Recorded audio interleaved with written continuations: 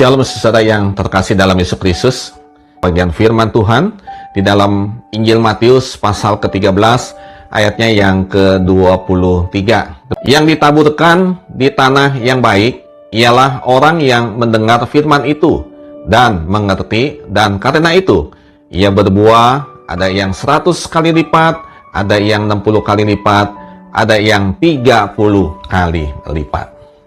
Saudara, pernahkah kita berpikir mengapa kehidupan orang Kristen itu berbeda satu dengan yang lainnya? Sebagian kalau kita lihat ada orang yang menghasilkan buah pertobatan dengan karakter yang baik, sebagian lagi tidak menunjukkan buah pertobatan, sebagian selalu menjaga kekudusan hidup, sebagian lagi masih suka berbuat dosa, sebagian sungguh-sungguh mengikuti Tuhan, sebagian lagi hanya ikut-ikutan, sebagian lagi melayani Tuhan dengan setia, sebagian lagi hanya pasif di gereja, sebagian bersemangat untuk menjangkau jiwa bagi Tuhan Yesus, sebagian lagi tidak mempedulikannya.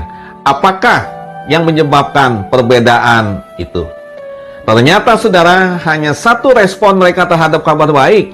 Hal ini menjadi jelas jika kita melihat perumpamaan Tuhan Yesus, yaitu yang tadi kita baca tentang seorang penabur. Tuhan Yesus di sini menceritakan tentang seorang petani yang menaburkan benih di ladangnya. Sebagian dikatakan benih itu jatuh di pinggir jalan sehingga burung-burung memakannya sampai habis. Sebagian lagi jatuh di tanah yang berbatu-batu, dan karena tanahnya tipis, ia segera bertumbuh, tetapi ketika matahari terbit, maka ia menjadi layu. Dan ada lagi sebagian benih itu jatuh ke semak berduri, dan ketika semak duri itu semakin besar, maka ia menghimpitnya. Dan tetapi dikatakan sebagian lagi jatuh di tempat yang subur, lalu bertumbuh dan berbuah.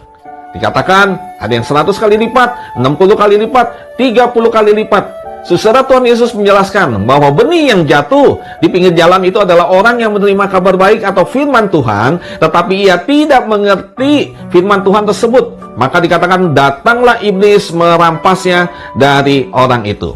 Benih yang jatuh di tempat berbatu-batu menggambarkan orang yang menerima firman dengan gembira, tetapi di firman itu tidak berakar di hatinya. Ketika cobaan dan penganiayaan datang dalam hidupnya, dikatakan ia menjadi murtad. Dan benih yang dikatakan tumbuh di semak berduri menggambarkan orang yang menerima firman Tuhan, tetapi kekhawatiran dunia dan tipu daya, kekayaan dan sebagainya menghimpitnya sehingga dia tidak berbuah. Dan dikatakan sedangkan benih yang tumbuh di tanah yang subur menghasilkan buah 100 kali lipat, 60 kali lipat, ada yang 30 kali lipat. Itu menggambarkan firman yang ditanam dalam hati orang yang menerimanya dan dapat mengertinya. Nah, saudara yang terkasih, perumpamaan ini menggambarkan bagaimana firman Tuhan yang diberitakan kepada semua orang, tetapi sikap dan respon mereka itu berbeda-beda, sehingga hasilnya pun berbeda. Bagaimana firman Tuhan itu tumbuh dalam hidup kita, itu tergantung pada sikap kita terhadapnya. Apakah kita membiarkan iblis mengambilnya dari kita, membiarkan pencobaan, menekan firman tersebut, membiarkan kekhawatiran dan kekayaan dunia ini menghimpitnya, ataukah kita bertekun di dalamnya sehingga menghasilkan buah dalam kehidupan kita?